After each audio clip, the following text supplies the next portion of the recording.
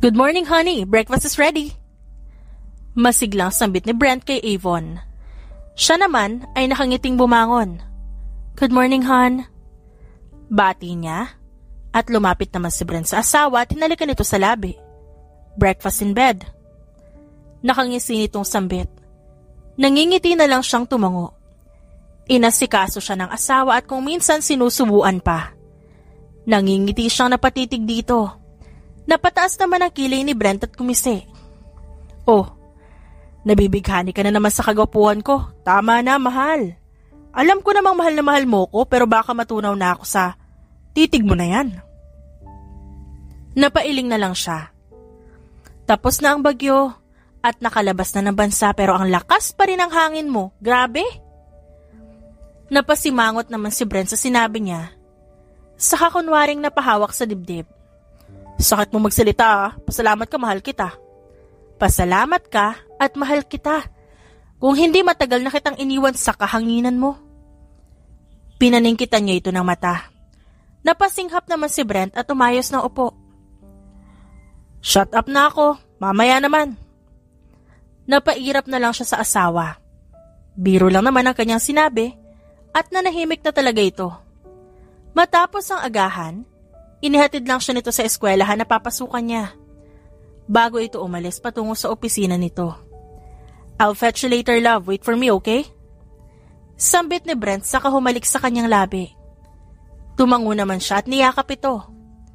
Masayang bumabati si Avon sa mga nakakasalubong, sa mga estudyante at mga co-teachers. Good morning, Teacher Avon! Masiglang bati sa kanya ng mga estudyante nang makita siya. Maganda umaga din sa inyo. Kumusta ang weekend nyo? Nakangiting bati niya at lumapit naman ang mga ito sa kanya. Matapos ang batian, dumiretso na siya sa faculty room. Bumati siya sa mga co-teachers na naroon at masayang bumati din ang mga ito pabalik. Samantala sa opisina, nag-aabang ang kapatid ni Brent. Naroon ang kanyang kapatid na si Brandon. Panganay sa 3 magkakapatid at pangalawa siya. Kuya, what brings you here? Tanong niya at nakaupo sa kanyang swivel chair. Pinapaasikaso sa akin ni Avon ang annulment niyo. Ito oh. Sabay abot ito sa mga papel na hawak nito sa kanya. Nanlaki ang kanyang mga mata. Napasinghap siya at mabilis na kinuha ang papel. Ngunit napakurot ang kanyang noo. Na-report lamang niya ng isa sa mga kliyente ng kanyang kumpanya. Nagtagis ang kanyang bagang na tiningala ang kapatid. Hindi na siya nagulat na nakangisi ito. Takot ka, no? Sambit nito sa katumawa at mabilis na umalis ng kanyang opisina. Napapikit na lang siya sa inis at huminga ng malalim. Mabuti na lang talaga at gwapo ako. Hindi ako iiwan ng asawa ko. Pang-aalo niya sa sarili, saka bumalik sa kanyang mesa. Teacher Avon, hinihintay mo ang sundo mo? Nakangiting tanong ng kanyang co-teacher na mas bata sa kanya. Tumango naman siya dito. Naku, mapapasana all ka na lang talaga kapag may asawa kang ganyan. Gwapo na, mahal ka, at CEO pa. Sambit ng isa pang teacher na kararating lang. Nakagat naman niya ang ibabang labi. Baka sa mga ito ang paghanga sa kanyang asawa. At mga dalaga pa ang mga ito kaya gano'n na lang kung kiligin. Huwag kayong mag-alala, Teacher Joe, Teacher Ann. Darating din ang taong para sa inyo. Nakangiti niyang sabi sa dalawa. Tumango ang mga ito sa kasabay silang naghintay sa kanyang asawa. Ayan na, ayan na! Excited na naghawakan ng 2 teachers. Natawa na lang siya at tinanaw pababa ng kotse si Brent. Naiiling na napangiti siya. Nakangising hinagod ng asawa niya ang buhok nito habang naglalakad. Sabay na tumalo ng kanyang kasama at kinikilig. Naway lahat talaga. Sambit ng dalawa. Napaatras pa ang mga ito. Hi, love. Lumapit si Brent at humalik sa kanyang ulo at binalingan ng 2 teacher. Hi, ladies. Kinikilig na tumili ang mga ito, kaya natampal niya ang braso ni Brent. Mauna na kami. umuwi na rin kayo. Bilin niya sa dalawang teacher. Tumango lamang ang mga ito at tinanaw sila paalis. Ikaw talaga, pati mga teachers? Sinamaan niya ito ng tingin na makapasok sila sa sasakyan nito. Ngumisi lang si Brent at nagsimula ng magmaneho. Don't worry love, hanggang tingin lang naman sila. Natatawang sambit nito. Napabuntong hininga siyang sumandal at pumikit. Hindi na dapat siya nagugulat sa asawa. Noon pa man, ganito na ito. Dapat sanay na siya. Hindi ito si Brent kung walang araw na hindi ito nagyayabang. Lumipas sa mga araw na masaya silang mag-asawa at puno ng asaran. Ngunit isang araw dumating ang stepsister ni Avon. Walang gana na nakatingin si Avon sa kapatid na si Andy. Nandito sila ngayon sa restaurant. Anak ito ng pangalawang asawa ng kanyang ama. Tumawag ang kanyang ama na luluwas ng Manila si Andy at kailangan nito na matutuluyan. At nautusan siya ng ama na patirahin muna ito sa kanilang bahay. Hanggang sa makahanap lang ako na matutuluyan, kaya sana ayos lang sa'yo. Mahinang sambit ni Andy at lihim siyang napairap. Ano pa ba magagawa ko? Nandito ka na. Sagot niya. Napayuko naman ito. Kung hindi niya kilala ang babae, maaawa siya dito. Pero kilala niya ito. Parang maamong tupas sa una at hindi mo aasahan na sasaksakin ka kapag nakatalikod ka na. Kaya nga sila hindi magkasundo dahil sa ugali nito. Habang nasa biyahe pa uwi, tinext niya ang asawa na pansamantalang maninirahan sa kanila si Andy. Dinala niya si Andy sa kanilang bahay at pinatuloy sa kanilang guest room. Kuya, sabay ako. Nasa talyer pa sasakyan ko eh. Habol ni Bradley. Nilingon naman ni Brent ang kapatid. Bakit? Ano na naman ba ginawa mo sa sasakyan mo? Nakataas ang kilay na tanong niya sa bunso. Napakamot naman ito ng ulo. Binangga ko nung isang araw. Biglang nagloko eh. Napailing na lang siya at iniwan ito. Sumunod naman si Bradley sa kanya. Anger issues mo. Magpatingin ka na kaya sa doktor. Sita niya sa ugali ng kapatid. Umiling ito at napapakamot na lang sa ulo. Kuya naman doktor ako. Hindi ko kailangan ng doktor. Nakakainis lang kasi biglang. Nilingon niya ang kapatid nang hindi nito tinuloy ang sasabihin. Pinagtaasan niya ito ng kilay. Biglang ano? Kasi nakita ko si Ana na may kasamang lalaki. Mahinang sambit nito at napayoko. Napabuntong hininga siya at nagpatuloy sa kanyang sasakyan. Ano naman kung may kasamang lalaki yon? Kayo ba? Tanong niya at pumasok sa sasakyan. Mabilis na sumunod si Bradley sa kanya. She's mine. Mariin itong saad. Napapantastikuhan siyang nilingon ng kapatid. Ay, makaangkin ka, sa'yo ba? Sa pagkakatanda ko hindi kayo. Bakit kasi hindi ka nagmanas sa kagwapuhan ko, iniwang ka tuloy? Nakangisi siya habang nagmamaneho. Sinamaan naman siya nito ng tingin. Seriously kuya? Ikaw ang may kailangan ng doktor. Kahit saan talaga isisingit mo yung kahanginan mo. Napailing itong sumandal sa upuan. Kawawa si Ate Avon sa'yo puro kahangin. Ewan ko sa'yo. Don't mention my wife. At hindi mo ba alam na sa kahanginan ko nahulog ang asawa ko? Nakangisi niyang sagot at nagtaas baba ang kilay. Wala akong naririnig. Tinakpan ni Bradley ang magkabilang tenga at natawa na lang siya. Matapos maihatid ang kapatid, nakarating siya sa bahay at dumiretso sa kusina. At naaamoy niya ang niluluto ng kanyang asawa. Dahan-dahan siyang lumapit at kita niya ang likod nito. Nakangiting yumakap siya sa asawa mula sa likuran. Ngunit naramdaman niya itong nanigas at naramdaman din niya na may kakaiba dito kaya napahiwalay siya. Brent! Nanlalaki ang matang tawag ni Andy sa kanya. Napaawang ang labi niya at napaatras. Andy, anong ginagawa mo dito? Nagtatakang tanong niya. Napagkamalan niya itong asawa niya kaya nayakap ito. Hindi ba sa'yo nasabi ni Avon na dito muna ako titira? Napapikit siya at tinalikuran nito. Kinuha niya ang cellphone at tatawagan sana ang asawa nang mabasa niya ang mensahe nito. Mariin siyang humugot ng hininga Saka ito hinarap. Hindi ko nabasa ang text ng asawa ko. Pasensya na kung nayakap kita. Di ko sinasadya at napagkamalan kita. Lalo na at suot mo ang paboritong apron ng asawa ko. Saad niya? Kaya napakagat naman ng labi si Andy at tumango. Ayos lang, Brent. Matutuwa na nga sana ako eh. Ang akala ko na mismo ko. Natatawa nitong sagot at namumungay ang mga mata.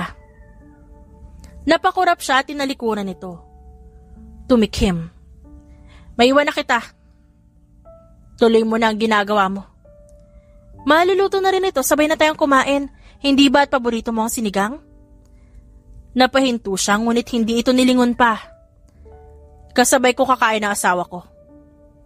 Pinal niyang sabi saka ito tuluyang iniwan. Hindi na niya nakita pa ang masamang tingin ni Andy. Saka padabog na binitawan ng hawak na sandok.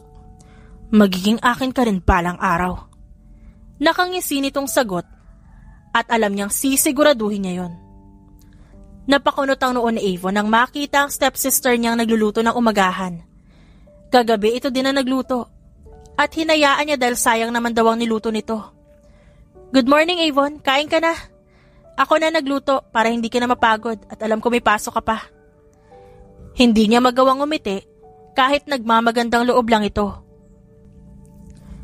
Salamat, pero hindi mo na dapat ito ginagawa. Hindi ba't mag-a-apply ka ng trabaho? Teka, ang sabi pala ni Papa, may nahanap ka na. Sambit niya at tinulungan na lang ito mag-asikaso ng mga pagkain. Wala pa ako nahanap eh. Kiming sagot ni Andy. Napaayos siya ng tayo at hinarap ito. Bakit ang sabi mo kay Papa may trabaho ka ng papasukan dito? Hindi niya mapigilan ng inis.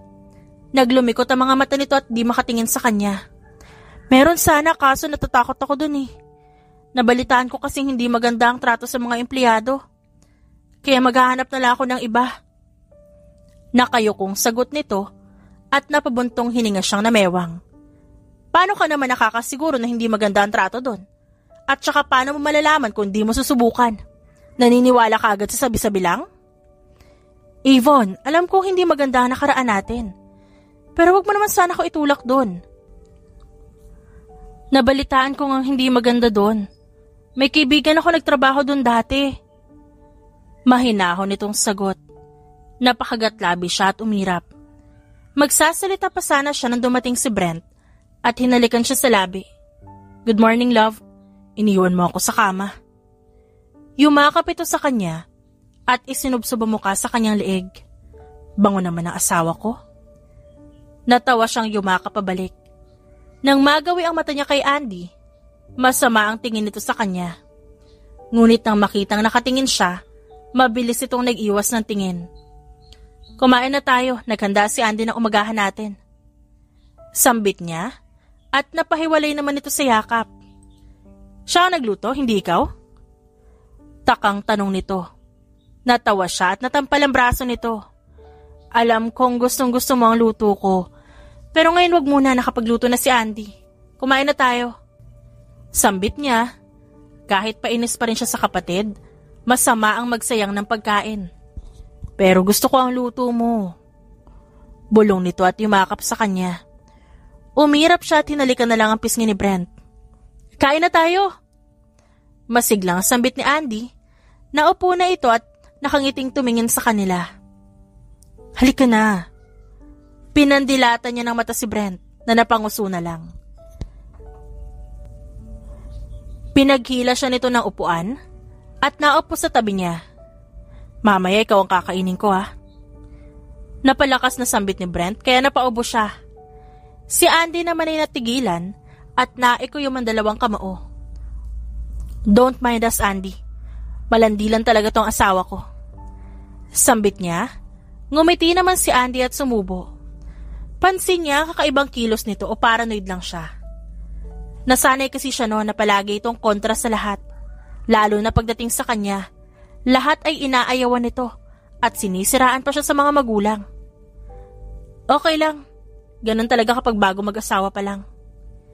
Napakunot ang noon niya at parang may gusto itong iparating. Love oh.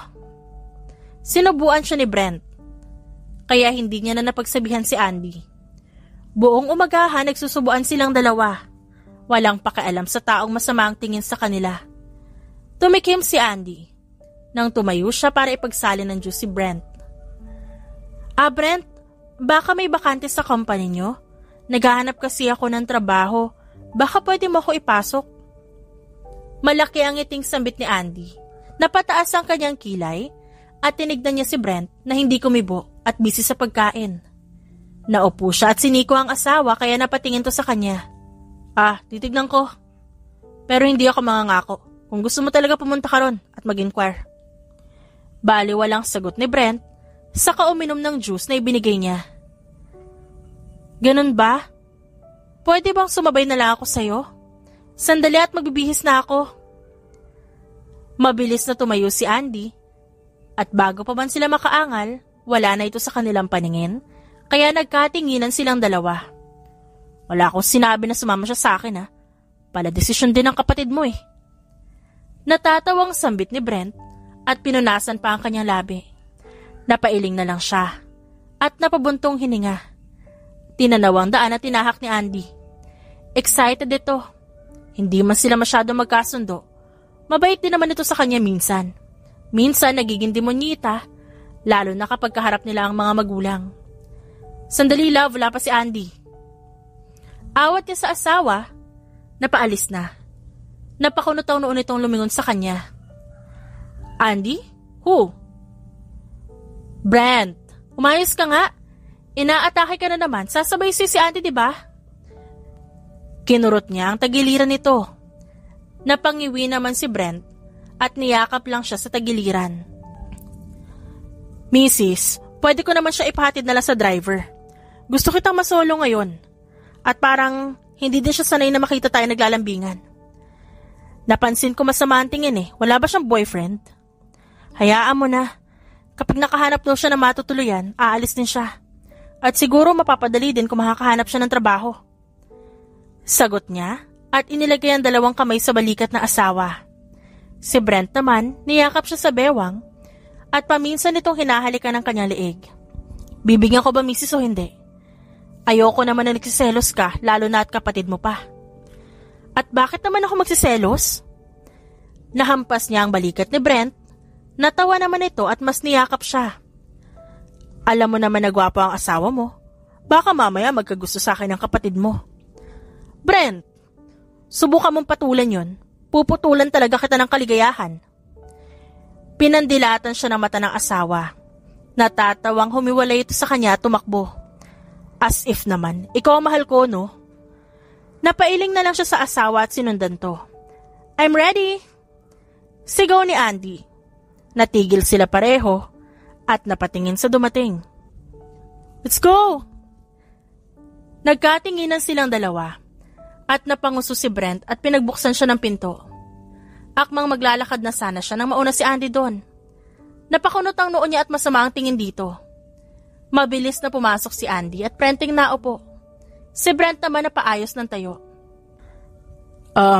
Excuse me, but that seat is for my wife only. Mariing sambit ni Brent. Napalingon si Andy sa kanyang asawa at napakurap. That seat is for my wife only. And if you want to come with us, you should know your place. Oh, sorry, lipat na ako. Nagkukumahog na lumipat sa likod si Andy at napakagat labi sa hiya. Si Brent naman, inilahad ang kamay para makasakay si Avon. Hinalikan siya nito sa labi ng nakaupo. Ito na din na nag-ayos ng kanyang seatbelt. Thanks, sambit niya. Pero humabol pa ang labi ni Brent sa kanya, kaya natawa siyang pinagbigyan nito ng halik. Napaiwas naman ang tingin si Andy at tumikhim dahilan para maghiwalay ang kanilang labi.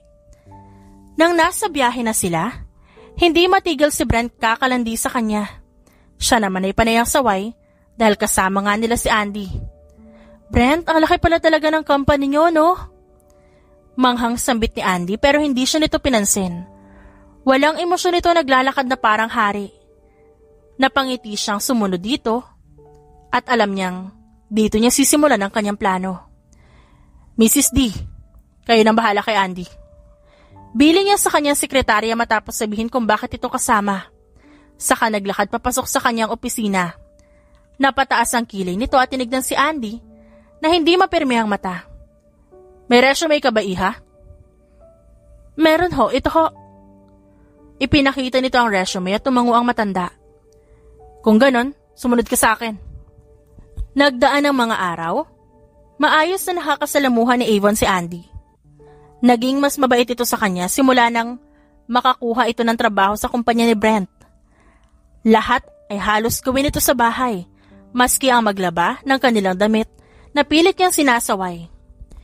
Hindi mo kailangan labahan ng damit namin, Andy. May kasambahay naman.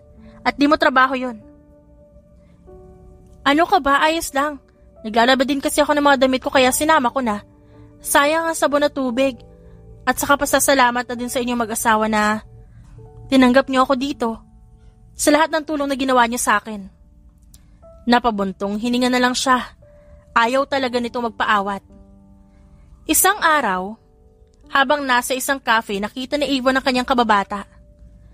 Av, ikaw nga. Tagal natin di nagkita mas lalo kang gumanda ngayon. Natawa siya at tinanggap ang yakap nito. Naupo ito sa kanyang tabi. Nick, mas gumapo ka din. Mas marami ka ng chicks ngayon, sigurado. Asar niya dito. Natawa naman ang lalaki. Wala. Hanggang ngayon ikaw pa rin. Unti-unting nawala ang kanyang ngiti at umiling siya. Huwag ka nga magbiro ng ganyan. May asawa akong tao. At sinabi ko naman sa'yo. Na hanggang kaibigan lang may bibigay ko noon pa man. Malumanay niyang sambit, kaya tumango si Nick at nangalumbaba sa mesa. Oo naman, alam ko. Ilang beses ba ako nabasted sa'yo dati? At palaging si Sanchez ang pinipili mo. Tukoy nito kay Brent. Natawa siya at uminom ng kape. Mahal ko si Brent. At kahit anong mangyari siya pa rin ang pipiliin ko. Kunwari na hinawakan ni Nick ang kanyang dibdib at natawa naman siya. Aray naman, dahan-dahan at masyado ka na nananakit ah. Loko ka talaga. Ano palang ginagawa mo dito? Sa halip ay tanong niya. Napaayos naman ito ng upo. Kauuwi ko lang galing Canada at magbabakasyon lang dito. Alam mo na, bakasyon din pag may time. Nakangiting sagot nito, kaya napatango siya at napangiti. Congrats! Sabi sa'yo kaya mo eh. Kamusta ang trabaho mo doon? Ilang taon ka ding sumubok at ngayon natupad na. Sambit niya. Katulad niya, isa rin tong teacher at kaklase niya pa ito ng college. Oo nga eh, salamat sa iyo ah. Nagpursige talaga ako makapagtrabaho doon. Mabuti na lang at binasted mo ko noon. Pareho silang tumawa. Nagkwentuhan at binaybay ang kabataan nila mula sa mga kwentong pinag-usapan nila. Kaya naman hinayaan niyang ihatid siya ni Nick sa kanilang bahay. Nagpasalamat siya dito at pumasok sa loob. Doon niya naabutan si Andy na nakayakap kay Brent. Nasa paanan ng hagdan ng mga ito. Nakapulupot ang braso ni Brent sa bewang ni Andy. Si Andy naman nakayapos sa liig ng kanyang asawa. Kinabahan siya. Galit na naglakad palapit sa mga ito. Ngunit napatigil nang magsalita si Brent. Andy, mabuti pang pumunta ka sa ospital. Baka hindi lang spray na nangyari sa paa mo. Sambit ni Brent at humiwalay sa yakap ni Andy. Umiling naman ito. Hindi na. Ice pack lang ang katapat nito. Salamat sa pagsalo sa akin ha. Kung di mo ako nasalo baka nabalian na ako. Sagot niya at umayos ng tayo. Ngunit nawalan din ang balanse. Mabilis namang sinalo ni Brent si Andy. Kaya naikuyom niya ang kamao. Ano nangyayari dito? Nilapitan niya ang dalawa at sabay na bumaling ang pansin nito sa kanya. Avon, nasprain kasi ako eh. Nahulog ako sa hagdan, mabuti na lang at nasalo ako ni Brent. Napataas ang kanyang kilay. Iniupo naman ni Brent si Andy at lumapit sa kanya. Misis, kamusta? Pasensya na't di na kita nasundo. Handa na din pala ang pagkain. Ako na nagluto dahil alam kong pagod ka. Hinayaan niyang akayin siya ni Brent sa hapag matapos kuhanin ang dala niyang gamit. Si Andy naman, pinaasikaso ni Brent sa kasambahay para madala sa kwarto nito at magpahinga. As usual, maasikaso si Brent kay Avon. Hindi siya kumibo at hinayaan lang ito. Nagsasalita ito pero puro tango o iling lang ang sagot niya. Ayos ka lang, love? Tahimik ka. Puna nito at hinawakan ang kanyang pisngi. Ayos lang. Pagod lang siguro sa trabaho. Mahinahon niyang sagot. Napatango naman si Brent. Kung ganun, magpahinga ka na. Matapos kumain, ihahanda ko rin ang bathtub para ma-relax ka. Tapos mamasahihin kita, ayos ba yon? Malaki ang ngiti nito. Nahawa siya doon at sumandal dito. Yes, thank you, love. Nakapikit na nagbabad si Avon sa bathtub. Nasa kwarto naman ang kanyang asawa para ihanda ang kanyang susuotin. Napadilat siya na makarinig ng katok sa kanilang silid. Napaahon siya at nakinig. Ay naku, sir. Gusto daw po magpadala ni Miss Andy sa ospital at lumala daw ang sakit ng paa niya. Rinig niyang sambit ng kasambahay. Umahon siya nang marinig si Brent. Ano? Sandali, sasabihin ko muna sa asawa ko. Naku sir, bilisan niyo na ho. Ako na po magsasabi kay ma'am. Umiiyak na po kasi sa sakit si Miss Andy. Natataranta nitong sambit. Kinuha niya ang tuwalya at nagtapis. Wala na ang asawa sa kwarto nang makalabas siya ng banyo. Narinig na lang niya na ipinapatawag nito ang kanilang driver. Lumabas siya ng kwarto at gano'n na lang ang panlalaki ng kanyang mga mata nang makitang karga na ni Brent ang umiiyak na si Andy. Kinabahan siya. Haharangin sana ang mga ito. Ano nangyari? Ba't siya umiiyak? She needs hospital. Mabilis na sagot ni Brent at nilagpasan siya. Natulo siya sa kinatatayuan. Tinanaw na lang ang asawa na karga ang kanyang stepsister. May kung anong naramdaman siya. Napalunok siya at napahawak sa dibdib. Hindi dapat siya makaramdam ng selos. Kailangan lamang nito ng tulong. Pero kahit ganon, nakaramdam siya ng sakit. Brent, dito ka na lang please. Ayoko mag-isa dito. Natatakot ako, first time ko dito sa Maynila.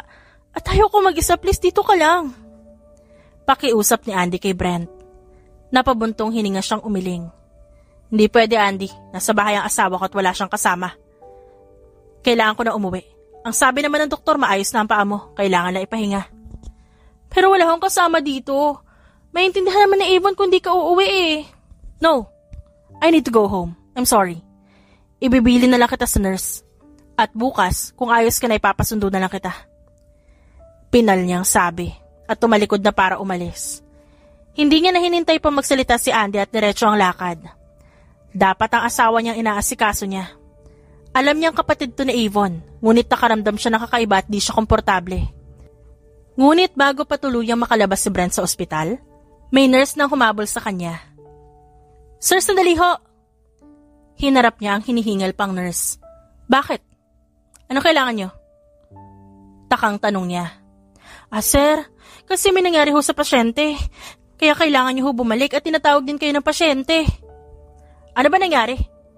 Galing pala ako doon at maayos naman siya kanina nang iwan ko. Sir, sinubukan daw niya magpunta sa banyo kaso walang kasama. At ayaw ko magpahawak sa iba. Kaya sana ho puntahan niyo na lang. Walang nagawa pa si Brent at sinundan na lang ang nurse. Pasensya ka na. Ayaw ko lang talaga na may ibang tao ang humahawak sa akin kaya sinubukan kong tumayo mag-isa. Maamong sambit ni Andy, nagpapaawa ito sa kanya at nahahalata niya yon. What else do you need? I need to go home as soon as possible. Sambit na lang niya. Ngumiti si Andy at inutusan siya. Sa tuwing matatapos ito sa isa, may iuutos ulit. Hindi siya makatawag sa bahay at hindi niya dala ang kanyang cellphone. Hanggang sa kinabukasan na siya nakauwi sa asawa. Pagod at puyat. Ayos ka lang? Gusto mong matulog muna? Huwag mo na ako ihatid, magpahinga ka na lang. Saad ni Avon. Masaya siya at naintindihan nito ang nangyari at hindi nagalit. Pero hindi siya kampante dahil pakiramdam niya nagkulang siya sa asawa. Hayaan mo na akong ihatid ka. Dito man lang makabawi ako. I'm really sorry for not coming home last night. Stop saying sorry now. Di mo kasalanan, naintindihan ko. Sagot ni Avon sa asawa kahit pa nagngingit-ngit siya sa inis. Ngayon napatunayan niya ang hinala. May masamang balak nga ang kanyang stepsister. At kung ano man yon, sisiguraduhin niyang hindi ito magtatagumpay. Teacher Avon, pansin ko hindi ka na nasusundo ng asawa mo ah. Busy sa kumpanya? Nakataas ang kilay na tanong ni Terry. Isa sa mga co-teacher niya at may inggit sa kanya. Pero hindi niya nalang pinansin. Lalo na at halos lahat ng teacher sa school, pinupuna nito. Nasa business trip ang asawa ko, Teacher Terry. Nakangiting sagot niya. Umirap lang ito at nilagpasan siya. Problema nun? Nakangusong tanong ng kadarating lang na si Teacher Joe. Umiling na lamang siya at niyaya itong umalis na. Kumusta ang meeting mo kanina? Kumain ka ba? Tanong niya sa ka-video call na si Brent. Habang nakahiga ito sa kama at siya naman ay nasa kanyang mesa at tinatapos ang kanyang lesson plan. Naging maayos naman ang lahat. Hindi lang ako nakakain kasi na busy na din pagkatapos, but don't worry. I already ordered room service, love. Nakangiting sambit nito at tumagilid dito na higa. Mabuti kung ganon. Huwag ka magpapalipas ng gutom, Brent. Makakatikim ka talaga sa akin, kita mo. Napangisi lang si Brent sa kanyang banta. Napakunot naman ang kanyang noo. Anong iningiti-ngiti mo dyan? Nakataas kili na tanong niya, kaya napakagatlabi naman si Brent. Love, huwag kang ganyan. At nasa malayo ako ngayon. Ano ba sinasabi mo dyan? Umayos ka nga. Saway niya, umayos si Brent ng higa at sumandal sa headboard. Hindi kita matitikman kasi malayo ako. Nalaglag ang panga niya sa sinabi nito at hindi siya makapaniwala sa narinig. Brent! Inis niya sigaw sa pangalan nito.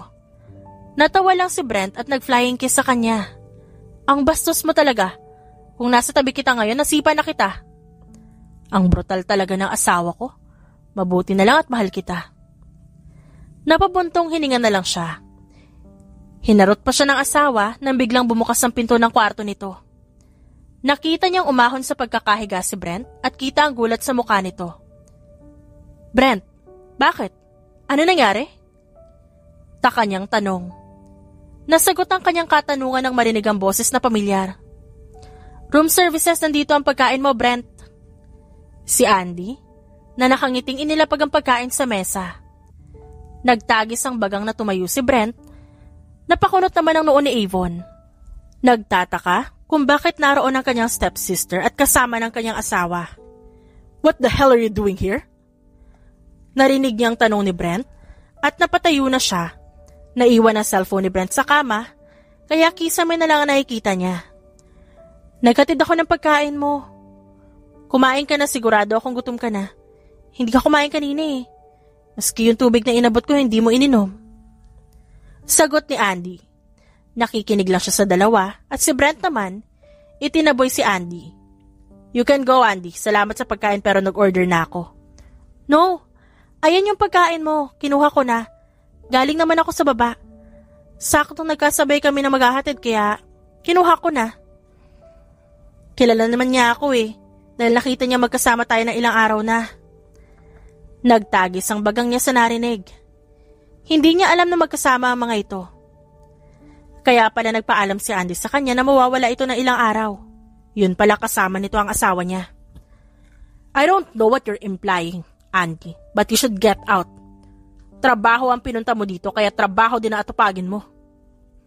Alam ko naman yun, Brent. Pero gusto lang naman kita makita. Kaya nga ako sumama para makasama ka eh. Kasi sa bahay palagi magkasama kayo ni Avon. Inis nitong sambit. Napaayos siya na upo sa narinig. What the heck? Hindi makapaniwalang sambit nito.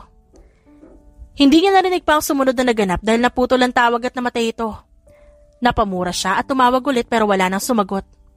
Kakalbuhin ko talaga ang Andy na yun, ang kapal na muka. Samantala, umiling naman si Brent sa mga sinasabi ni Andy. Umalis ka na, Andy. Bago ko pa makalimutan na kapatid ka ng asawa ko at ano pa magawa ko sa'yo. Hindi ko akalain na magagawa mo to sa sarili mong kapatid. Ba't ba to ginagawa? Gusto nga kita noon pa. Gusto ko lang naman na magkaroon ng chance sa'yo. Nagpunta ako dito para sa'yo. Hindi makapaniwalang umiling siya. Nababaliw na ang babaeng kaharap niya. Get out, Andy! Get out! Napapitlag ito sa sigaw niya. kaya walang nagawa at lumabas ng kanyang silid. Huminga siya ng malalim at binalikan ng cellphone nang maalala niyang kausap niya ang asawa. Ngunit patay na ang cellphone kaya kinailangan niya patong hintayin na mag-charge. Ngunit nagkaproblema ang isa sa mga kasosyo niya, kaya hindi na niya nabalikan pa ang cellphone. Oy Avon, andito ka na ulit? Ano, kamusta naman? Parang malungkot ka. Untag ni Nick at napanguso siya at sumimsim lang ng kape. Ayos na ako. Ikaw, anong ginagawa mo dito? Napadaan lang. Kasi nakita kita mula sa labas. Mukhang problemado ka. Share mo yan. Huwag mong kimkimin. Sige ka, papangit ka yan. Natawa siya at umayos ng upo. Si Nick naman nahikain sa pagkain niya. Mag-order ka ng sayo, akin yan eh. Saway niya dito. Napanguso na lang si Nick at tumayo. Damot, ang dami kaya niyan, mauubos mo ba yan? Napatingin siya sa mga pagkain na nasa mesa niya. Marami nga yun. Hindi niya alam pero nito mga nagdaang araw, palagi siyang gutom. Minsan antok at pagod. Kaya akala niya dahil lang sa trabaho. Sige na nga, share na tayo. Nakanguso niyang sambit. Napayas naman si Nick at kinuha ang ibang pastries na nasa mesa. Masayang kasama si Nick.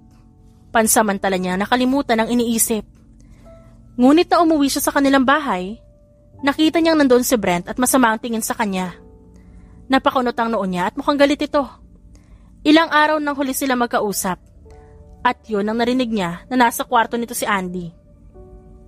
Saan ka galing? Mariin itong tanong. Inilapag niya muna sa mesa ang mga gamit at hinarap ito. Anong klaseng tanong ba yan, Brent? Siyempre sa school. Alam mong wala akong ibang pupuntahan maliban sa cafe bago umuwi kapag may oras, di ba? Bakas ang inis sa sagot niya. Nagmarcha palapit si Brent at nagulat siya nang hawakan siya nito ng sobrang higpit. Sino ang kasama mo sa cafe kung ganun? Brent, ano ba? Nasasaktan ako. Ano ba nangyayari sa'yo at ba't ka nagkakaganyan? Biglang natauhan si Brent at kumurap. Nabitawan siya nito at napaatras. I'm so sorry, love.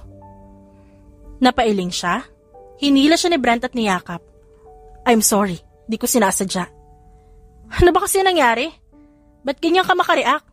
At sa cafe kasama ko si Nick kasi nakita niya lang ako doon. Sorry, Mrs. Sorry. Sorry din kung ngayon lang ako nakauwi. Akala ko, okay na ang lahat. Pero nagkaaberya. At sobrang busy kaya ngayon lang ako. At si Andy, nandun siya kasi last minute na sinabi sa akin na siya ang isasama. Hindi ko alam. Pero hindi ko gusto na nandun siya. Oo, ilang beses siyang sumubok pero lahat yun hindi siya nagtagumpay. Ikaw ang mahal ko. Kaya sana patawarin mo ko. Naramdaman niya na lang na basa ang kanyang balikat at umiiyak na parang nagsusumbong ang kanyang asawa. Hinayaan niya ito hanggang sa kumalma. I swear, love. Hindi ko alam na siya ang gagawing assistant ko doon. Nalaman ko na lang nung nakarating na kami. Tinanong ko si Andy kung ba't hindi siya nagsabi. Pero nginitian niya lang ako. Ang creepy ng kapatid mo, mahal. Sa totoo lang, nagtampo ako at nagalit. Pero ngayon nakapag-explain ka na ayos na ako. Naiintindihan ko pero si Andy hindi ko siya mapapatawad. Hindi ko gusto ang ginawa niya at ginagawa niya sa atin. Napansin ko na noon pero ngayon sigurado ako. Gusto ka niya kahit pa alam niyang asawa kita. I know, love. She confessed. And I don't think I can still let her stay in our house kung gusto niya. Pwede siya dun sa condominium ni Bradley. Ayoko nasisira tayo ng dahil sa kanya. Niyakap siya nito at nagsumiksik sa kanyang leeg. Napabuntong hininga siya at napapikit. Her evil stepsister need to learn her lesson. Avon, saan ka pupunta? Nakangiting tanong ni Andy sa kanya. Napataas ang kanyang kilay. Napatingin ito sa kanyang bitbit na paper bag. You don't need to know, Andy. Ikaw may lakad ka? Ayos na ayos ka, may date ka? Nakangiting tumango si Andy. Excited ito naglakad palapit sa kanya. Oo, may date ako. Kaya hindi ako sigurado kung makakauwi ako mamaya, alam mo na. No, I don't know. I don't even want to know, Andy. And one more thing. Siguro naman ngayon nakahanap ka na na matutuluyan mo. Brent and I would be away for a week. At sana pabalik namin wala ka na dito sa bahay. Malaki ka na. Kaya mo naman ang sarili mo. Alam mo na nga lumandi eh. Humanap pa kaya na matutuluyan mo? Nakangisi niyang sambit. Nakita niya kung paano nagpapalit-palit ng emosyon na mukha ni Andy. Mula sa gulat, inis, at galit sa kanya. Pinapaalis mo na ako dito? Alam ba to ni Brent? Galit nitong tanong kaya napatawa siya. Kung anong gusto din ng asawa ko. Iisa ang desisyon namin, Andy. And don't worry kung hindi ka makakahanap na matutuluyan mo. May apartment ako dati na nirerentahan at hanggang ngayon bakante pa. Pwede kitang ireto doon, sabihin mo lang. Walang yaka talaga? Siguro sinusulsulan mo si Brent, no? Napaalisin ako dito? Bakit? Kasi threaten ka sa presensya ko? Ano? Natatakot kang maagaw ko ang asawa mo? Nahihibang ka na, Andy. Wala kang aagawin at maaagaw sa akin. Kung alam ko lang na ahas ang patitirahin ko dito sa pamamahay ko, hindi na sana kita pinatuloy pa. Kahit anong pakiusap ni Papa, sana nakinig na lang ako sa naramdaman ko. Kasi simula pa lang, wala ka nang ginawa kundi mang agaw. Hindi na ako magtataka. Like mother, like daughter. May pinagmanahan eh. Kibit balikat niyang sambit. Nanlilisik ang mga mata ni Andy sa kanya. Walang iya ka? Bawiin mo ang sinabi mo. Hindi ako tulad ng nanay ko. Dahil wala naman siyang naagaw. Ang nanay mo, ang umagaw kay Papa sa amin. Kung hindi nabuntis ang mama mo, siya sana ang Papa ko. Kung hindi nabuntis ang nanay mo sa'yo, wala ka. At sa akin sana si Brent. There. Lumabas din ang totoo. Katulad ka lang din ng nanay mo, Andy. I don't want to compare kasi nanay mo pa rin yun. Pero sa pinapakita mo ngayon, pinatunayan mo lang na mga agaw nga kayo. Mga aagaw. At walang naagaw si mama sa inyo. Kasi in the very first place, walang relasyon ng nanay mo at ang papa ko dati. Kinasal ang mama at papa ko bago pa ako dumating. Kaya sino ang nang-agaw, Andy? Di ba ang nanay mo? Kung kailan nang hihina na si mama, saka kayo nagpakita ang mag-ina sa amin. Tapos, sinulot ng nanay mo ang papa ko. At dahil naawa siya sa inyo, kinupkup kayo. Pero anong ginawa nyo? Pinilit ko ang papa kong pakasalan ng nanay mo. Kahit buhay ang mama at naghihingalo. Tapos ngayon ano? Sasabihin mo sa akin na kami ang nang-agaw? Ang kapal ha? Mas makapal pa sa sementong tinatapakan ko. Singhal niya. Sa bilis ng pangyayari, nahablot ni Andy ang buhok niya. Nabitawan niya ang hawak na paper bag at ginantihan ito. Nagsisigawan sila. Parehong ayaw bumitaw. Punong-puno na ako sa'yo, sumusobra ka na, lahat na lang inagaw mo, lahat ng gusto ko na sa'yo. Sigaw ni Andy. Pinagkakalmot siya nito at pilit niyang iniiwasan yon. Sa inis niya, binalibag niya ito sa sahig at mabilis na dinaganan. Hindi niya pinansin na reklamo nito at ungol sa sakit ng pagbagsak. Walang sa'yo. Kasi in the first place, sa akin naman talaga ang lahat. Sulutera ka lang, inggitera ka pa. Malakas na itong sinampal. Nagkakakawag si Andy at ginamit ang tuhod nito kaya natamaan siya sa likod. Nabitawan niya ang buhok ni Andy at nagpagulong sa sakit. Parang sinaniban si Andy nang makita niyang bumangon. Magulo ang buhok, namumula sa galit, pinilit niyang tumayo ngunit naramdaman niya ang sakit sa puson. Huwag ka mag-alala. Dahil susunod ka na sa mama mo. Hindi ba't mahal na mahal mo siya? Kaya samahan mo na siya. Nanlilisik ang matang sigaw nito. Ngunit bago pa ito makalapit sa kanya, dumating si Brent kasama si Brandon. What the hell is happening? Love, Mrs. are you okay? Inalalayan siya ni Brent na maupo at kinarga. Napaigik siya sa sakit at napapikit. Love? Ayos lang ako. Yung gaga ang tanungin mo. Baka nabalian ang buto sa pagbalibag ko. Bitawan mo ako ah. Ako ang naagrabyado dito. Hindi mo ba nakikita ang ginawa sa akin ng kapatid ko kuno? Siya ang may gawa nito sa akin. Saad ni Andy kay Brandon na hinawakan siya ng mahigpit. Miss, I don't think my sister-in-law would do that unless provoked. Kaya kung ako sa'yo, manahimik ka na lang. Sambit ni Brandon, ngunit napatigil siya nang tinuhod siya ni Andy. Fuck! Nabitawan ni Brandon si Andy at iniinda ang sakit ng pagkalalaki. Sabi ko kasing bitawan mo eh. Well, good luck sa future mo. Nakangising sabi ni Andy at hinarap sila. That's enough, Andy. You've done enough damage to my family. Kaya makakaalis ka na. At sana wag mo nang guluhin ang asawa ko. And by the way, you're fired.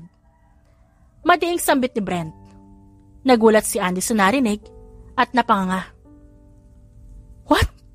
Anong fired ba ang sinasabi mo? Hindi natuloy ni Andy ang sasabihin ng bumangon si Brandon at pinutol ang sasabihin niya. Tanggal ka na daw sa trabaho. Alam ko ang ibig sabihin, hunghang. Huwag ka nang sumabat. Singhal ni Andy. Napapantastikuhan na tumingin si Brandon sa kapatid. Ipapaalala ko lang sa'yo na isa akong abogado, miss. Mas madali sa akin nakasuhan ka. Naging seryoso na sambit ni Brandon. Nailing na lang siya at si Evo naman mas yumakap sa asawa. Ikaw nang bahala dito, kuya. I need to take care of my wife. Naglakad si Brent paakyat. Hindi pinansin ang sigaw ni Andy. Nang mailapag sa kama, hinalikan siya sa ulo ni Brent at kumuha ito ng first aid kit. Tahimik lang siya habang ginagamot ito ang kalmot niya. Inayos din ni Brent ang buhok niya matapos binihisan siya. Ayos ka lang ba talaga? Gusto mong daling kita sa ospital? Nag-aalalang tanong ni Brent kay Avon. Ngumiti siya dito at inabot ang kamay. Ayos lang ako. Mas malalang natamo ni Andy sa akin. Sambit niya. Ngunit hindi mawala ang pag-aalala nito sa kanya. Love, ayos lang talaga ako. Konting kalmot lang yan. At medyo masakit ang anit ko pero maayos na ako. Mabuti na lang at dumating ka. Thank you. Mabuti na lang din at umuwi ako. Parang may masama akong naramdaman kaya umuwi talaga ako. Hinaplos nito ang kanyang pisngi na may galos at pumikit siya at dinama ang haplos ng asawa. Nagdaan ang mga araw, naging tahimik ang pamumuhay nila mag-asawa. Nawala si Andy na parang bula. Ang huling balita ni Avon, umalis ito at hindi na nagparamdam pa. Hindi din tumawag ang kanyang ama kaya hindi niya alam kung tunay na nanahimik si Andy at hindi na sila guguluhin pa. Misis ko, tulog na tayo. Paanyaya ni Brent sa asawa. Naabala sa ginagawa. Sandali, 5 minutes, mister, matatapos na ako. Sagot ni Avon at hindi man lang nilingon ng asawa. Hindi ito nagsalita pa. Hanggang sa naramdaman na lang niya ang yakap nito mula sa likuran at ang paghalik ni Brent sa kanyang batok. Brent, mamaya na. Saway niya sa asawa kaya natawa lang ito at nagpatuloy sa paghalik sa kanya. Love? Mapang-akit na tawag dito. Napahinto siya sa ginagawa at napakagat ng labi. Naramdaman niya ang haplos nito sa kanyang katawan. Hanggang sa umabot ang halik nito sa kanyang pisngi. Mamaya na, may tinatapos pa nga ako. Kontra niya, nang ipiling nito ang ulo para mahalikan ng kanyang labi. Tumangutango naman si Brent, ngunit patuloy ang paghalik sa kanya.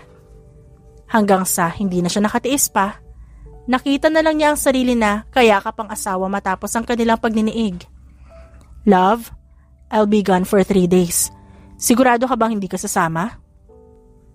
Muling tanong ni Brent sa asawa dahil mawawala siya ng ilang araw para sa conference na magaganap. At hindi pwedeng hindi siya dumalo dahil naroon na malalaking negosyante. Mister, gustuhin ko mang sumama at dalhin na lang ang dapat kong gagawin. Hindi pwede. Marami akong gagawin sa school. Busy yung mga tao doon, lalo na ako. May lesson plan pa ako. Marami akong kailangan gawin.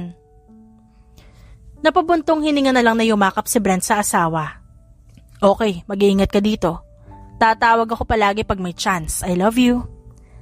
Sa ilang araw na wala si Brent, itinuon niya ang atensyon sa trabaho. Hanggang sa isang araw habang naghihintay sa driver na susundo sa kanya, sa bilis ng pangyayari hindi niya na nasundan pa. Hanggang sa nakita na lang niya ang sarili sa isang hotel at katabi si Nick sa isang kama. Ang malala pa, pareho silang hubot-hubad at underwear lang ang suot. What the heck? What the heck? What's this? Nagulantang sila sa tigas at galit ng boses ni Brent. Nanlilisik ang mata nito. Brent, love, nauutal niyang tawag sa pangalan ng asawa. Pero umiling ito at dismayado. I can't believe you can do this to me. Akala ko ba mahal mo ko? Ba't mo ginawa to sa akin? Bakit mo ako ginago? Ba't niyo ako ginago kayong dalawa? Nagtiwala ako sa'yo. Pero hindi pa pala sapat. Nanlumo siya nang umalis si Brent at napahagulhol siya. Si Nick naman ay naguguluhan sa nangyari. Ang huling naaalala niya ay nasa hotel room siya at ngayon kasama niya si Avon na umiiyak at hindi niya alam ang gagawin. Please mag-usap tayo, Brent. Please naman. Pakiusap ni Avon na makauwi siya at nadaanan na umiinom ang asawa. Mali ka ng hinala. Wala nangyari at hindi ko alam kung paano ako napunta doon. Shut up! Alam ko na lahat ngayon. Habang hindi mo ako kasama, ang lalaking yun ang kasama mo at ginagawa mo akong tanga. Sigaw ni Brent at hindi siya pinakinggan. Please makinig ka muna, love. Para saan? Matapos mo akong gaguhin? Dahil sa nangyari, ilang araw na hindi umuwi si Brent. Palagi siyang umiiyak at naghihintay sa pag-uwi nito. Ngunit umabot ng linggo, hindi pa rin nagpapakita ang kanyang asawa. Kahit ayaw niya munang pumasok, hindi pwede. Lalo na't pinapatawag siya ng principal. Hindi niya alam ang gagawin at wala sa sariling nagpunta sa school. I'm sorry, Teacher Avon, but we need to fire you. Nakaabot sa amin ang ginawa mo sa asawa mo at maraming nagrereklamo mga parents dahil doon. We just don't want to tarnish your school reputation. Kaya sana maintindihan mo. Naging mabuti kang teacher dito sa loob ng ilang taon pero dahil sa nangyari, ikinalulungkot ko hanggang dito na lang talaga ang lahat. Nanlulumong umuwi si Avon. Hindi niya alam ang gagawin. Kundi lang dumating si Nick at naalalayan siya. Umiiyak na hinayaan niyang yakapin siya ni Nick dahil wala na talaga siyang lakas. Wow! What a disgusting sight! At dito pa talaga sa labas ng bahay ko napili niyo maglandian? Gulat na napahiwalay siya sa yakap ni Nick at hinarap ang nag-aalab na galit ng asawa. Brent! Umiiyak na tawag niya dito. Ngunit dismayadong umiling lang si Brent at umalis. I'm sorry, Av. Hindi ko talaga alam ang nangyari. I also asked for the CCTV in hotel to know what happened pero walang nakita. Maliban sa kasama mong lalaki na pumasok sa hotel. Wala akong maalala na nangyari yon, Nick. Kailangan ko makausap si Brent. He needs to believe me. I know wala nangyari sa atin. Saad ni Avon, habang nakaupo sa sofa.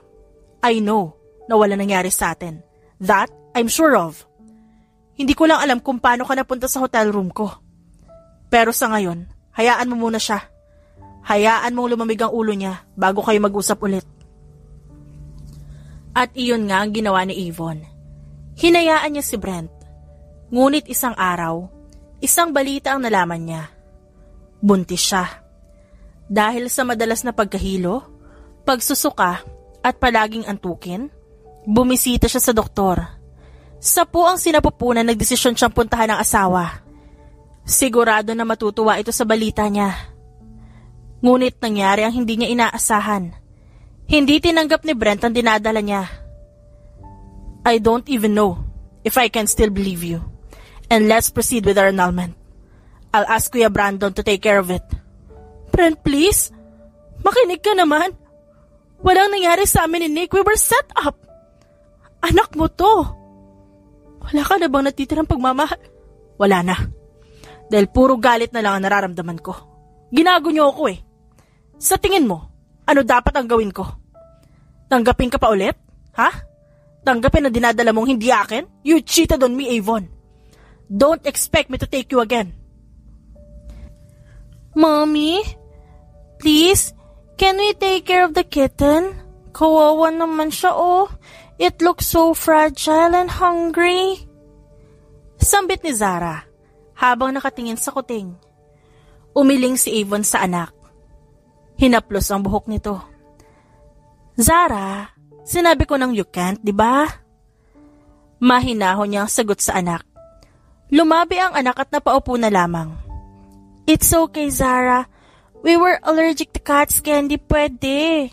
Please listen to mommy, okay? Sambit ni Tiffany sa nakababatang kapatid. Tumango naman si Zara at yumakap dito.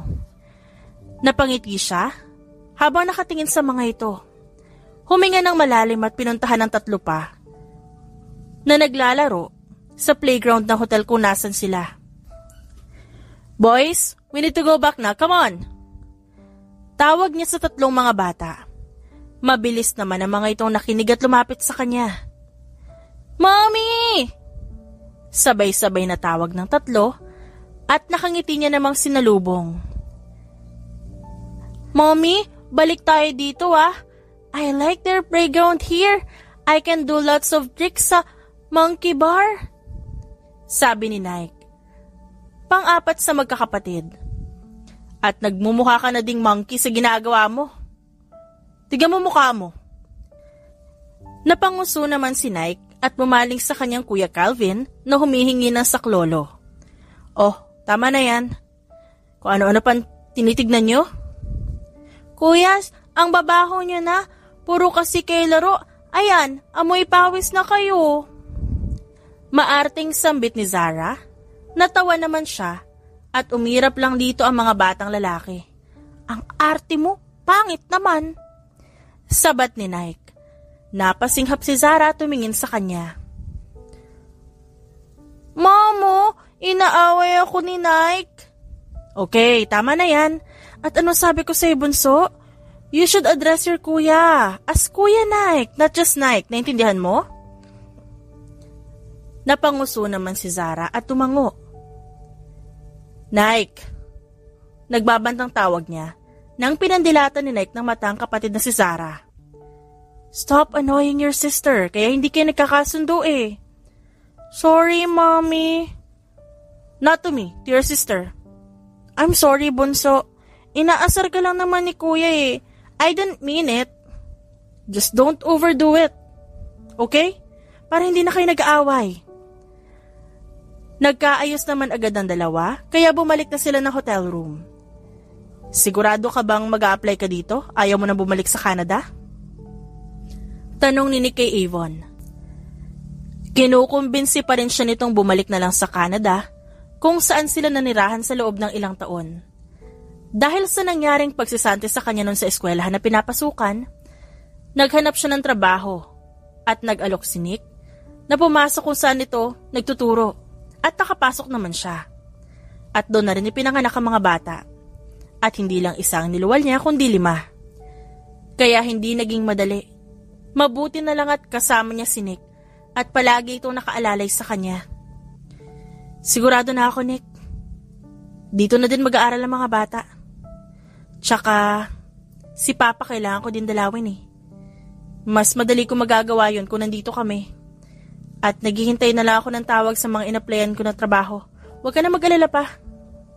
Pamilya ko na rin kayo. Kaya mag-aalala talaga ako. At alam mong nandito lang ako palagi para sa inyo ng mga bata. Kaya huwag ka magdalawang isip na lapitan ako ha.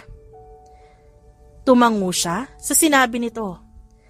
Tinapik naman ni Nick ang kanyang balikat. Thank you, Nick. Sa lahat. Wala yun. Masaya ako nakakatulong. Kuya, ano ang plano? Dapat bago magpasukan makita na natin si Daddy. Sambit ni Tiffany sa kapatid. Sumang-ayon naman ang kanyang kambal. Nakita nila ang wedding pictures ng mga magulang kaya hindi na sila mahihirapan pang hanapin ng ama. At ang tungkol sa mga kapatid nito at kung paano sila makakalapit. Nasa kwarto sila't nagpupulong kung anong dapat gawin. Kailangan nating makalapit kay Daddy. Kahit kay Tito Bradley na lang muna and then hingi tayong tulong sa kanya para makausap si Daddy. Sagot ni Klein. Sumang-ayon sila tumingin kay Nike. Ba't kayo nakatingin sa akin? Di pwede. Mabubuko ako ni Mami na nagpapanggap. Remember last time sabi ko masakit ngipin ko? Ayaw ko pumasok school. Papainumin niya ako ng gamot kaya nabuking niya ako nung sinabi kong hindi masakit ngipin ko. Ayoko kaya uminom ng gamot noon. Pare-pareho silang napangiwi nang maalala ang sinabi nito. Takot kasi si Nike sa anumang uri ng gamot. Kaya nabubuko agad kapag nagkukunwari. Kaya nga, dapat ikaw ang gumawa kasi Mom knows you hate medicine. At magaling ka naman umarte. Just make sure na madadala ka sa ospital and from there, kami bahalang maghanap kay Tito Bradley. Sabi ni Calvin at lahat sila sumang-ayon maliban kay Nike na masamang tingin sa kanila. Just spit it out kapag pinainom ka. Sambit ni Zara sa kapatid bago lumapit sa ate Tiffany niya. How about kapag nasa ospital na, would they inject me? Takot na sambit ni Nike. Nagkatinginan silang apat. No, I don't want to do this. Let Zara do it instead. No, we can't drag Zara into this. We all know how sensitive our sister in hospital. Alright, I forgot. Sorry baby sis. Sambit ni Nike at tumingin sa bunso nila. Lumaking masakitin si Zara at pabalik-balik sa ospital noon. Kaya hanggat maaari, ayaw na nilang mangyari pa yon. And their plan started. Operation Finding Daddy. Sa una, hindi naniwala si Avon sa ginawang pamimilipit sa sakit ng tiyan ni Nike. Ngunit nang umiiyak na ito, hindi na siya nagdalawang isip na dalhin ito sa ospital. Naiwan si Zara at Tiffany sa hotel kasama si Nick. It's all time for us. Calvin and I will find Tito Bradley as fast as we could. Don't go anywhere, okay? Both of you. Bili ni Avon sa dalawa at kinaragal si Nike papasok sa emergency room. Tumango ang dalawa, ngunit naging busy naman ang kanilang ina, kaya nagkatinginan sila at mabilis na umalis. Doc, out ka na? Yes, Doc. Mamaya ulit duty ko. Sagot ni Bradley sa kasamahan at pauwi na siya. Ngunit napatigil siya nang may makabangga ang dalawang bata. Oh, I'm so sorry kids. Di ko kayo nakita. Teka, nasaan ang guardian nyo? Hindi kayo dapat tumatakbo dito. Halika, ihahatid ko kayo sa mga magulang nyo. Hinawakan ni Bradley ang dalawa. Ngunit sabay na pinigilan nito ang magkabila niyang kamay. Gulat na napatingin si Bradley sa mukha ng dalawa. Pamilyar ang mga mukha nito at may naalala siya. Tito, we need your help. Kailangan namin makausap si Daddy. Please, we need to meet him. Pakiusap ni Calvin. Napakurap naman si Bradley. Okay. Alam niyo ba kung anong number ng dad niyo? Sagot ni Bradley at nilabas ang cellphone nito. Ngunit, inilahad ni Clay ng kamay sa kanya. Oh, here. Tinanggap ni Clay ng cellphone at hinanap sa kontak ang pangalan ni Brent pero hindi ito makita. Kaya, tiningala ni Clay ang nakasilip na tiyuhin. What's the name of your second brother here? Oh, Brent. Why? Mabilis na sagot ni Bradley at bago pa ma-realize ni Bradley ang ginawa, tinawagan na ni Clay ng numero. Wait, bakit ang kuya ko ang tinatawagan mo? Ang daddy mo dapat ang tawagan mo para masundo kayo. I'm calling my daddy now, Tito Brad. Sagot ni Clay, kaya napakurap-kurap sa gulat si Bradley. What is it this time, Bradley? Ano naman ang ginawa mo? I'm sorry to interrupt, sir, but your brother is in the hospital right now. Sagot ni Clay. Mabilis na napabangon sa pagkakaupo si Brent sa narinig. Ano? Bakit? Ano nangyari sa kapatid ko? Nag-aalalang tanong ni Brent. Naglakad na palabas ng kanyang opisina. You should see for yourself, sir. He's here in the hospital where he works. Sagot naman ni Calvin. Nakanganga lang si Bradley sa pangyayari. I'll be there. Mabilis na sagot ni Brent at pinatay ang tawag. What the? Anak kayo ni Kuya Brent? Hindi makapaniwala si Bradley sa nasaksihan. Humalukip-kip ang kambal sa harap niya. Sabay na tumango ang kambal. Sino nanay niyo? Avon Sanchez. Sabay na sagot ang dalawa kaya napamura si Bradley. Nasa si Ate Avon kung ganon. Ba't kayong dalawa lang nandito? Nasa emergency room po ang mommy. What? May nangyari ba sa kanya? You should come with us, Tito. Sabay natin hintayin si Daddy. Humawak ang kambal sa magkabilang kamay ni Bradley at nagpatianod siya sa mga ito. Utu-utu din si Kuya. Talagang nasa ospital naman talaga ako kung saan ako nagtatrabaho Oh well. May mga pamangkin ako at kambal pa. Hindi pa rin makapaniwalang sambit ni Bradley habang naglalakad papuntang ER. Ilang minuto ang lumipas dumating si Brent at hinihingal na tumakbo papuntang emergency room. Where's my brother, Bradley Sanchez? Ah, sir, kaka-out lang ni Doc. Pero nandito siya yun, no? Turo ng nurse kung saan si Bradley, kausap ang isang babae at may kasama mga bata. Kinakabahan na naglakad palapit si Brent. Kahit ilang taon na lumipas, kilala niya ang likod na to. Nahihirapan siyang lumunok. I'm really sorry kung hindi ko nasabi sa inyo ni Brandon yung nangyari. Pero tapos na yon. Ang importante yan, kasama ko ang mga anak ko. Sambit ni Avon. Natulos na si Brent sa kinatatayuan niya sa narinig. Daddy! Masiglang sigaw ni Nike na nakaupo ngayon sa hospital bed. Gulat na napalingon si Avon at gano'n na lang gulat niya nang makita si Brent. Daddy! Sabay na sigaw ni Calvin at Lane. Sabay na tumakbo, palapit kay Brent at yumakap. Anong? Bakit niyo ako tinawag na daddy? Gulat na tanong niya sa mga bata. Nakatingala ang dalawa sa kanya. Kayo po ang daddy namin? Ang gwapo niyo po pala sa personal. Natutuwang sambit ni Calvin at mas yumakap ang mga ito. Sandali! Payakap din ako, daddy ko din yan. Sambit ni Nike at nagpumilit na bumaba sa kama. Hanggang sa tinulungan nito ni Bradley at mabilis na tumakbo sa kanya. Litong tinignan ni Brent si Avon na hindi malaman ang gagawin. Gulat din ito at hindi inaasahan na ganitong mangyayari. They are my kids. Mahinang sambit ni Brent nang makaupo sila. Katabi niya si Avon na nakayuko. Yes, Brent. Your kids na itinanggi mong sayo. Saad ni Avon.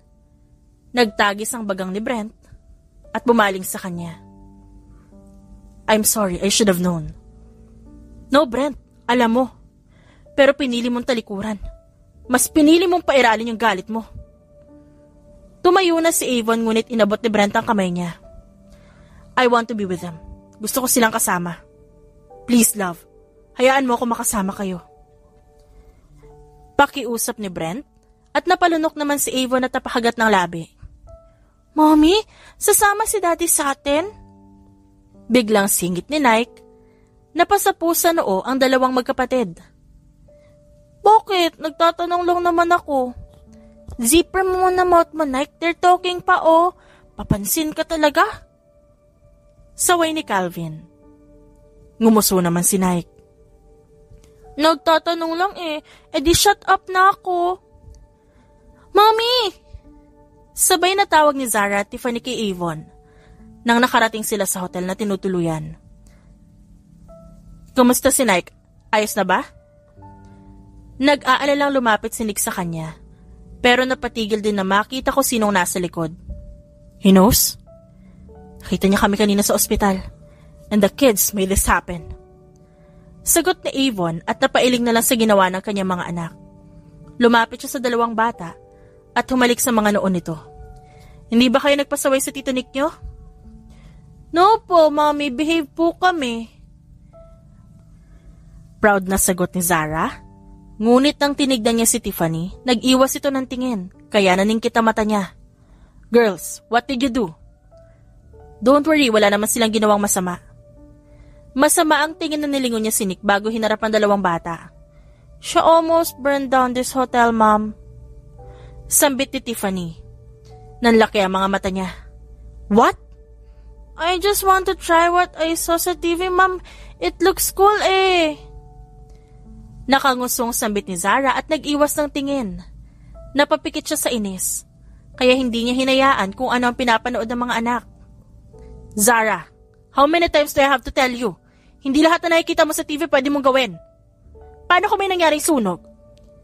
You will not just endanger yourself, but all the people inside this hotel. I'm sorry, Mommy.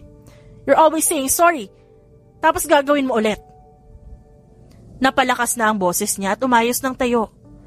Umiiyak na si Zara at mas lalong nag-init ang ulo niya. Bago pa siya tumalikod sa mga ito at nagpunta sa kusina, narinig niyang tinawag nito ang daddy. Maya-maya lang, sumunod si Brent sa kanya sa kusina. You don't have to shout at the kid. She is just curious. Hindi niya nilingon si Brent na pumasok sa kusina at napairap lang siya. Don't tell me what to do with my kids. They are my kids too. Mariing sagot ni Brent. Napatawa siya sa sagot nito. Your kids too? Really? Matapos mo kami itaboy? Ngayon aakuin mo na parang wala kang ginawa? I didn't know back then. Hinanap ko kayo, Av. Pero hindi na kita naabutan sa bahay. Kahit ang papa mo hindi alam kung nasan ka. I have looked for you for years. At ngayon nandito na kayo, hindi ako papayag na mawalay pa kayo sa akin. Really? Matagal na kaming wala sa'yo, Brent. At matagal na tayong tapos. Hindi ba? Pinirmahan ko na ang annulment papers bago ako umalis. Madiing sambit niya at huminga ng malalim. I didn't submit it, kaya asawa pa rin kita. Lumapit si Brent sa kanya at nagulat siya nang lumuhod dito at niyakap ang bewang niya. Please take me back. Tumayo ka dyan, Brent. Ano ba? Tumayo ka sabi eh. Sa mga bata, hindi ako hahadlang na makita ka. At makasama mo sila. Papayag ako, okay na. Pero huwag ka nang umasa sa atin. Matagal na tayong tapos. Daddy, ang pangit mo.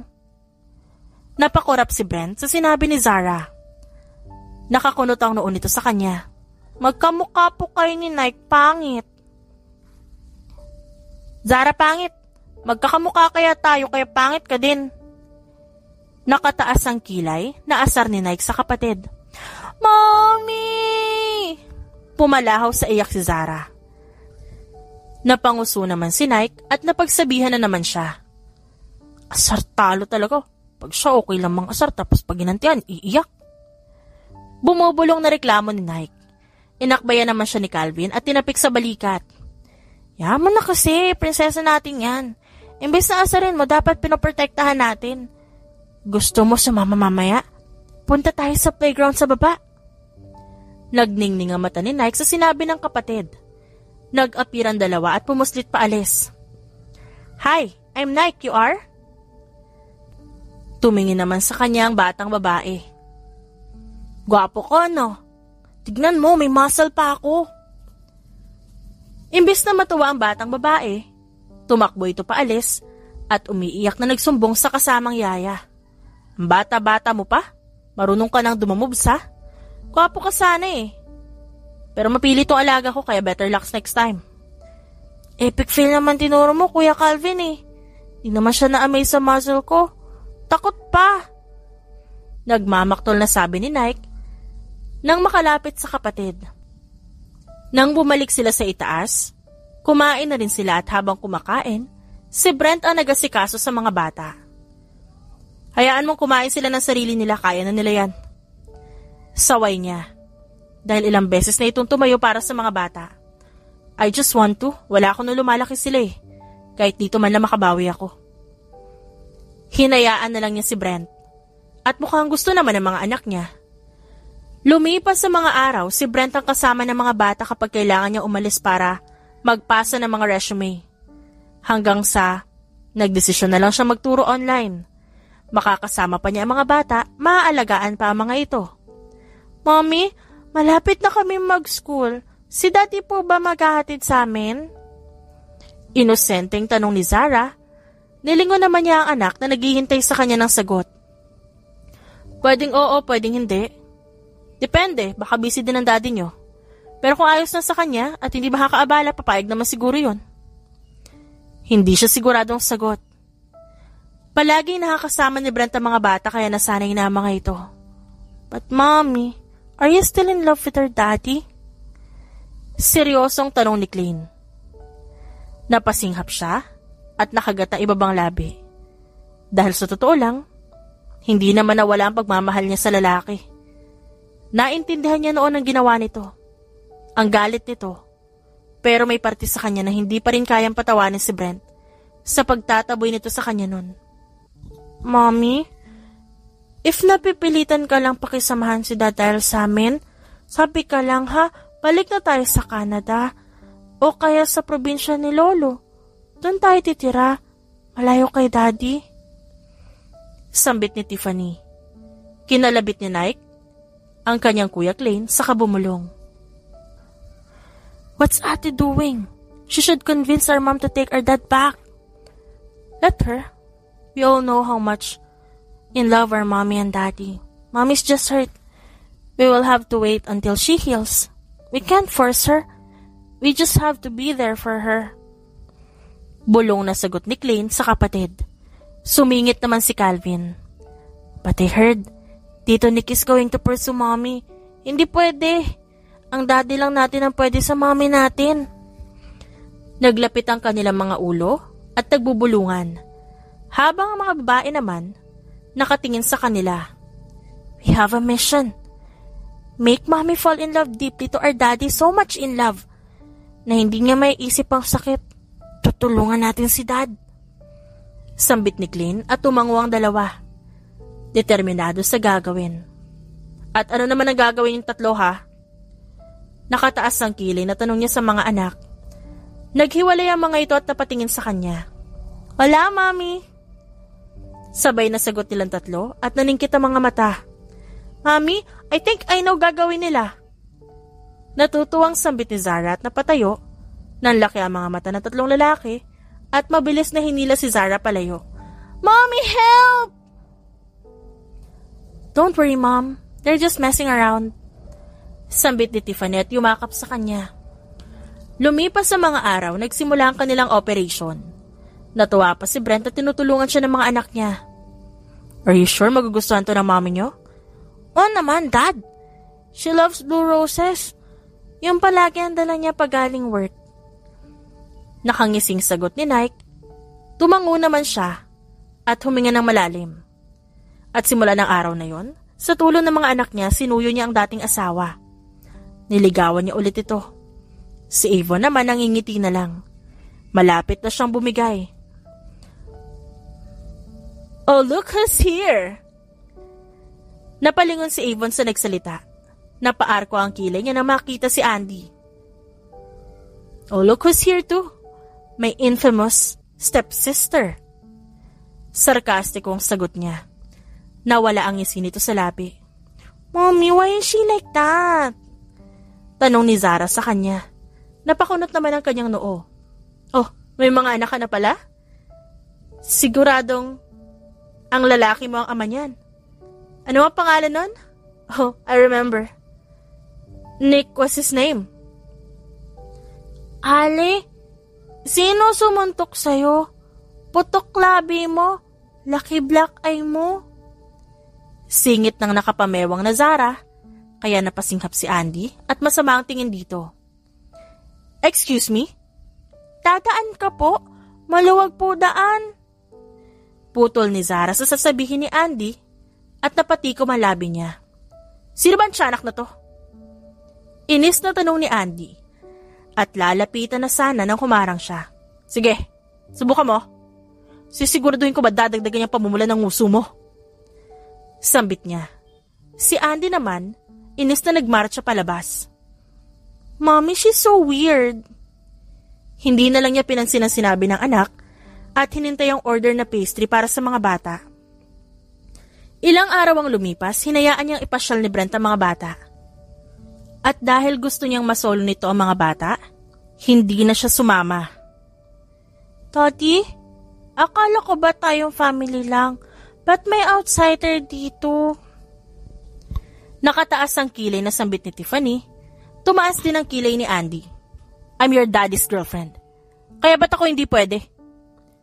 Napatingin ng 5 bata kay Brent. Napalunok siya at napatikim. I already told you, Andy. Tapos na tayo. Because you ended it. Nung nalaman mong bumalik ang ingrata kong kapatid. Hey! Excuse me, Miss Putukang Lips, don't call my mommy like that. Hindi siya ganon. Maybe you're pertaining to yourself. Nakahalukip-kip na sambit ni Zara. Umahon sa dibdib ni Andy ang inis. Excuse me? Oh, dadaan daw siya, tabi kayo.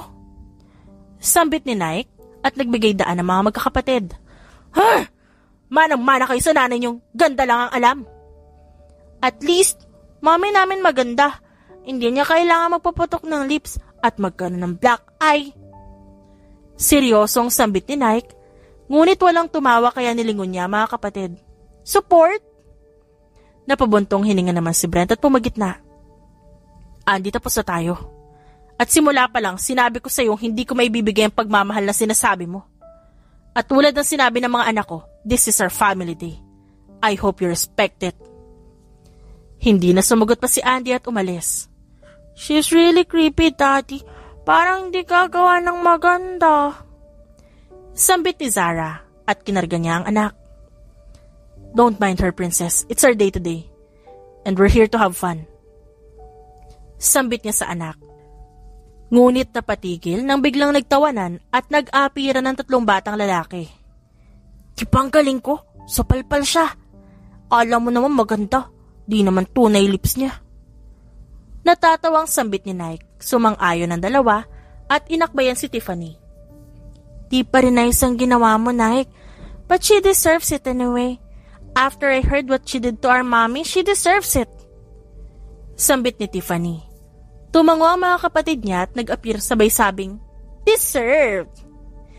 Ngunit ang masaya sanang pamilya ay nagulo matapos makatanggap ulit si Brent ng mga litrato. Nick and Avon were kissing inside the car. Sa likod ay ang mga bata. Galit niyang tinapon ang mga litrato. Hinihingal na tatawagan sana si Avon nang dumating si Brandon. What happened? Kunot ano ang tanong nito. Napatingin sa mga litratong nakakalat sa sahig at pinulot. It's happening again. At sa harapan ng mga anak namin? Nahihirapan niyang sambit. Napabuntong hininga si Brandon sa kalumapit sa kanya. Inilahad dito ang mga pictures. Hindi ka na natuto? Hindi mo ba makita na edited? Nangyari na to noon sa'yo at nawala ang asawa mo. Hahayaan mong kainin ka na naman ng galit mo at mawala ulit si Avon kasama ang mga bata? Galit na sambit ni Brandon. Pilit pinaiintindi sa kapatid ang nangyari. What do you want me to do? Naluluha niyang tanong. Tinignan muli ang mga litrato at kita nga doon ang hindi magandang edit sa mga mukha ng bata. Whoever did this will pay.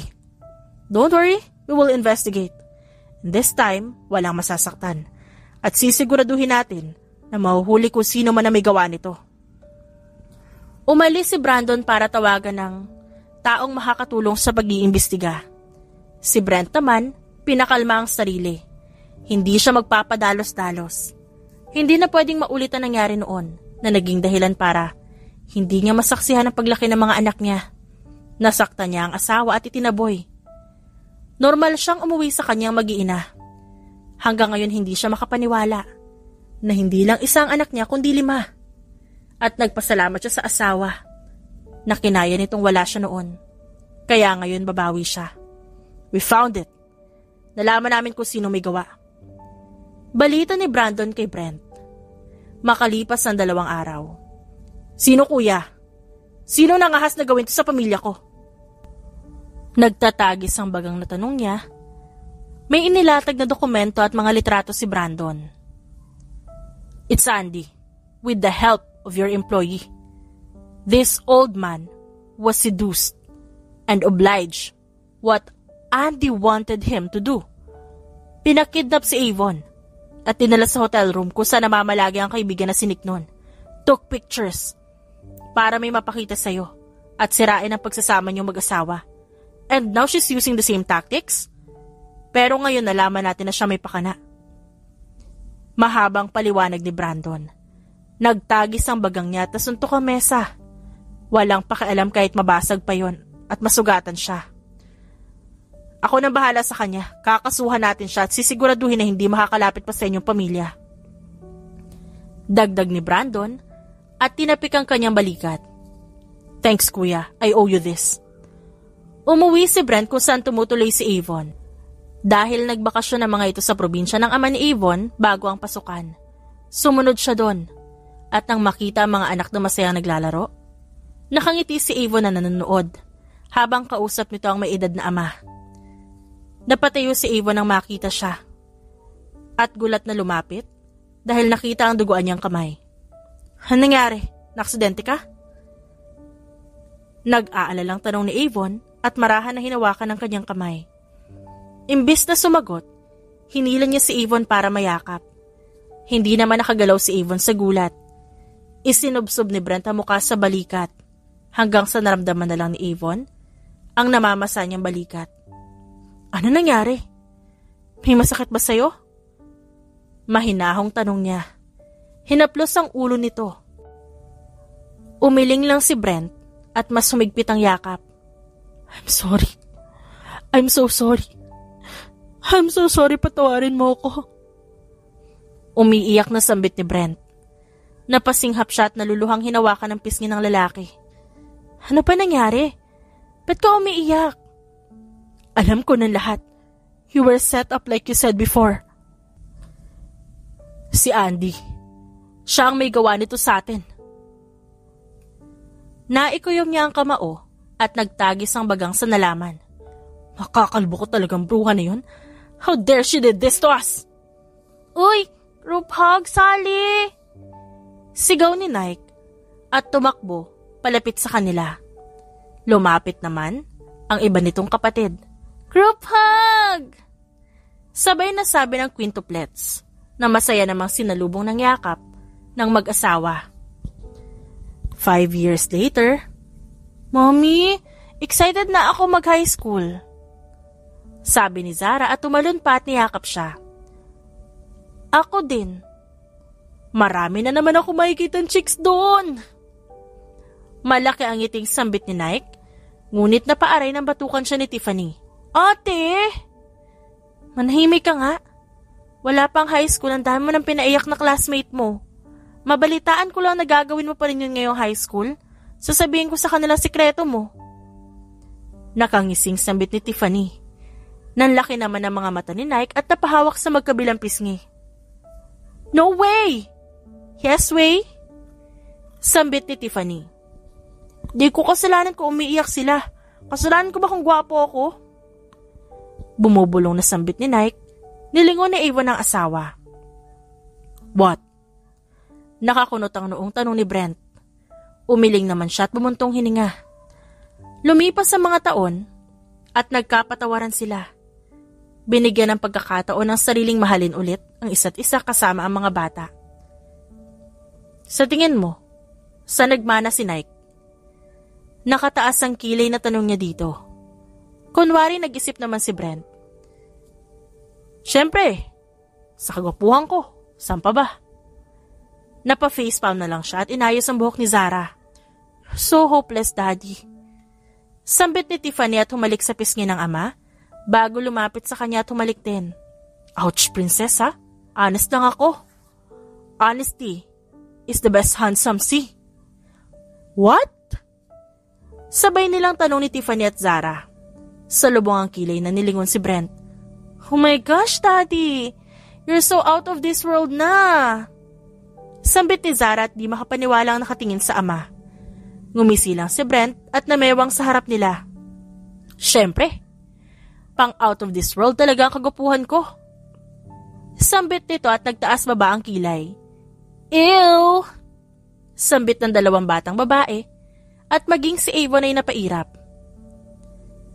Malapit na ako maniwala kay Tito Bradley na kailangan mo nang pumunta sa Doktor, Dad. Seryosong sambit ni Klein na kadarating lang. Napahawak sa dibdib si Brent. Son, dapat proud ka. Sa akin ka nang galing at tulad ko'y gwapo rin. Tingnan mo mga kapatid mo, gwapo at magaganda. Di ba ang perfect? May perfect family. Brent, tumigil ka na. Namumuro ka na. Saway niya dito. Pero hindi ito nakinig. At nilapitan lang ang nananahimik na si Nike at inengganyo pa. Calvin, tawagan mo ang Tito Brandon mo at sabihin mo ang annulment namin ng daddy mo. Pakihanda na. Utos niya sa anak na mabilis namang kumuha ng cellphone. Naniga si Brent at mabilis na nilapitan si Calvin at hinablot palayo ang cellphone. No! Tinakbo ni Brent ang cellphone at nagkatinginan sila mag-iina at sabay na nailing. Lumapit ang mga bata kay Avon at sabay na yumakap sa kanya. I love you so much, Mommy. Sambit ng mga ito. Napangiti siyang hinalikan ng noo ng mga ito. I love you too so much more, mga anak. Teka, sali ako. Lahat sila'y napalingon kay Brent na nakabalik na pala at yumakap din sa kanila. I love you kids, my quintuplets. And of course, I love you so much, Mrs. Ko. Always. Daddy! Sigaw ng mga ito at tinakpan ng mga mata nang halikan ni Brent si Avon sa labi. Natatawa niyang hinalikan pabalik ang asawa at hinawakan ito sa pisngi. I love you too, Mr. Ko. Always. Ilang taon na ang lumipas, nagkaroon ng hustisya ang nangyari sa kanilang mag-asawa at nakulong si Andy kasama ang kasabwat nito. Bumalik sila sa bahay nila mag-asawa kasama ang mga anak at masayang namumuhay. Sinubok man ang panahon, sa bandang huli, nanaig pa rin ang pagmamahalan. The End.